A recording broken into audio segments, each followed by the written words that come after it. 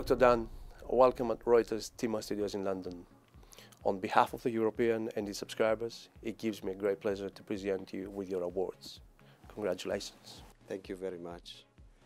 It's a great honor and privilege to receive recognition from all the subscribers of the European.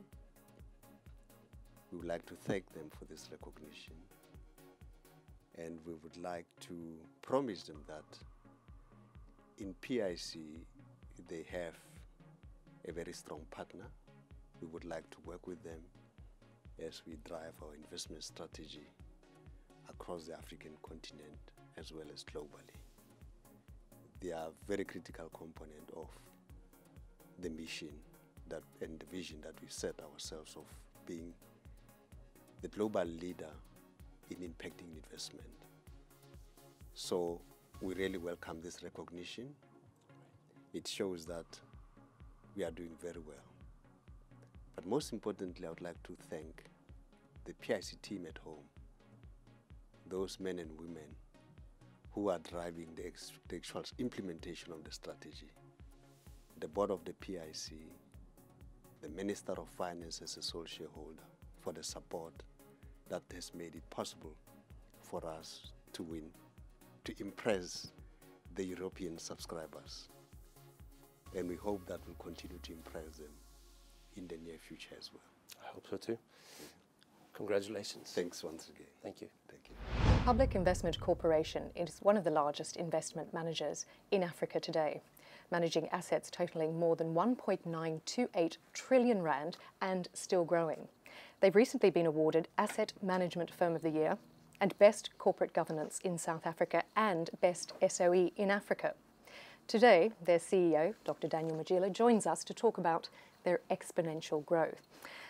Thanks for joining us. Thank you. Tell us, what impact has the conditions of Africa's financial market had in potential investment and in your inclusive growth strategy?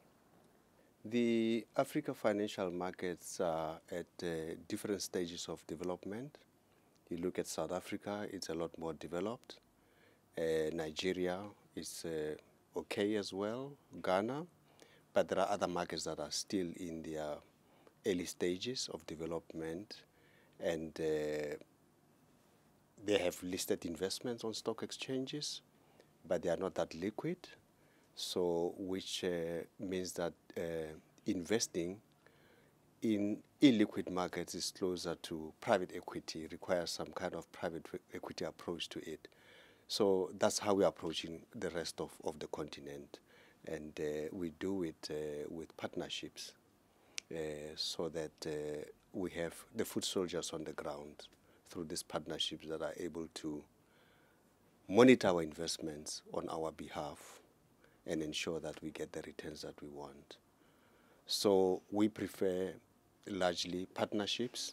We do direct investment as well, where the opportunities are there and easy to execute, most importantly. Where we understand the risks better, we will do directly.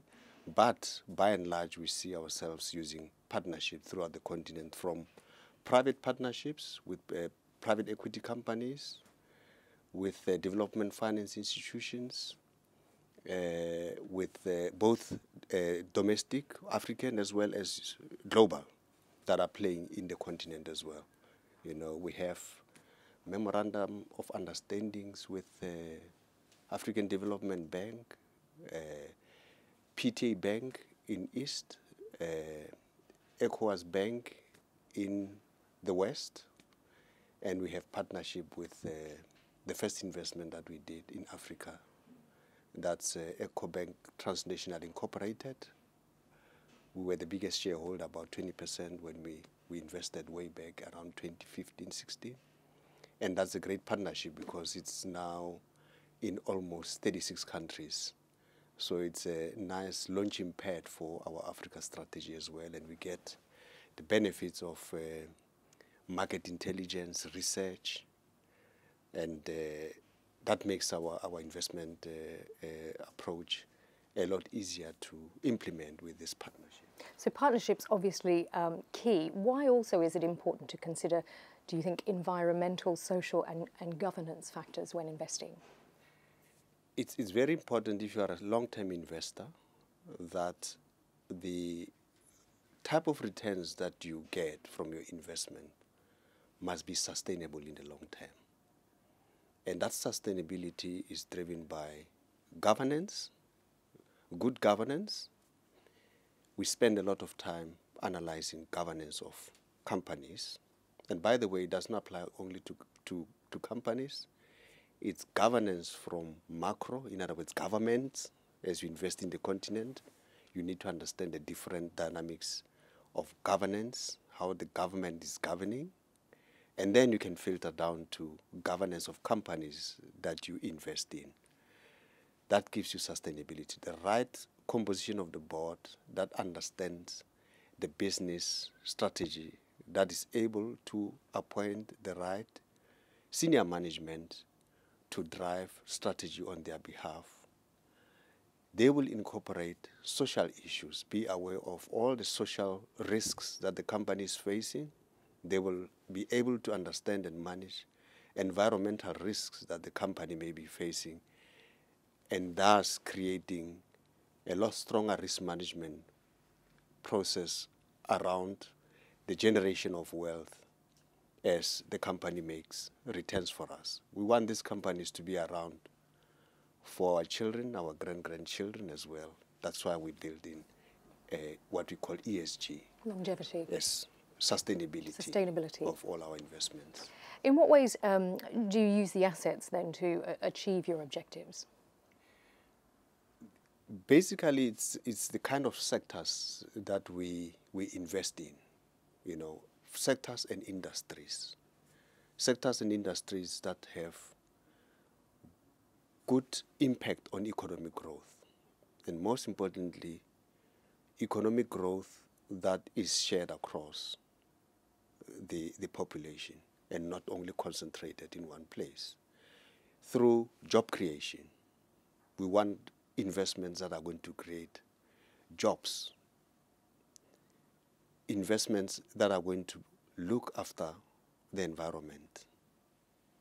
And most importantly, those investments must generate good returns for us so that the clients have reason to keep their monies with us when their asset grows. So we are able to meet our objectives, investment objectives on behalf of our clients. Now, look, you've recently been awarded these awards, Asset Management Firm of the Year and Best Corporate Governance in South Africa and Best SOE in all of Africa. Why do you think you've been recognised in these categories? We are very pleased that we're gaining recognition, and it all hinges on our investment approach. The incorporation of environmental, social and governance issues into our investment process as asset allocators has differentiated us from other asset managers because we're building sustainable portfolios. We drive governance, not only governance at investing companies, even governance at the PIC itself. That's what has made us the best SOE in Africa, I believe. It's our approach to respecting good corporate governance, adopting the best practice in corporate governance as part of building the wealth for everyone through our investments and through our cooperation. We do not only investment on behalf of our client, we also invest in the corporation itself, in people in the corporation, and most importantly, even the society as well. We have probably about close to 100 graduates that we've trained over the years and that we are still training now in the field of investing, and not only focusing on investment only, but the whole value chain of investing, from legal to IT to compliance, risk management, investment support, and so on and so forth. So that is making us a very strong and sustainable organization contributing to government's policies, strategies, and any government a fair amount of cash as well. So where do you see then the future of PIC? We have set ourselves a vision of being the global leader in impact investing. That's our dream. And we believe we should be able to achieve that in the next 2 or 3 years. We've set it for 2030, but the way we have organized ourselves, it seems we'll get there very quickly.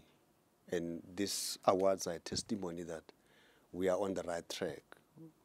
We have great people that work for the PIC, innovative, dedicated to the organization, and they buy into the mission. And what's going to make us win or realize our vision is the way we get there, the plan around how we get there, which is built on 4 pillars. The very first one is to make sure that we outperform client performance requirements. In financial parlance, they call it alpha generation. So we must produce the excess returns that the client would like us to produce. And secondly, we invest in the economy. I mean, I spoke a little bit about our approach to investments. We are targeting those sectors of the economy that are going to catalyze economic growth. They're well defined, they're well researched. Infrastructure is key, and it's common. The need is throughout the continent, not only in South Africa. Both social infrastructure and economic infrastructure. People need houses, affordable houses. They need education, they need health, good health. So that's one pillar that's going to drive economic growth. We will be investing directly in the economy so that we can then generate wealth for our clients. There is a power shortage or deficit, if you like, financial inclusion, small and medium enterprises that are engines of growth. So that's what we call direct investing approach. That's the second pillar that we're looking at. The third pillar is going to be regional and continental integration, taking advantage of opportunities that are created by regional integration. The story of Africa is rising, has been said many times. We would like to be part of that. We see huge investment opportunities out of that. And the last pillar is partnerships, and partnerships across, also including investee companies that are investing and expanding into the continent from South Africa. We would like to partner with them. We would like to see Pan-African companies growing almost everywhere, and we want to be part of the slice of making this happen. And those are the pillars of our investments. Sovereign wealth funds that want to put money in Africa, they must look at PIC for help. We hope so. Okay. Any monies that comes into Africa, we would like to form partnerships and deploy monies on their behalf. I think we're beginning to understand Africa quite well, the risks and so on. I sit on the board of EcoBank as well. It's been a good learning curve to understand how to invest in the continent. Okay. So this is a big dream. Mm-hmm. We think we'll get there very sooner than we thought we would. We had called it 2030 vision, but it appears as if we'll get there very quickly with the energies and the people and the systems that we are building around. Well, we wish you the best of luck with that. Dr. Daniel Matjila, CEO of Public Investment Corporation, thank you for your time today. Thank you very much. Thanks.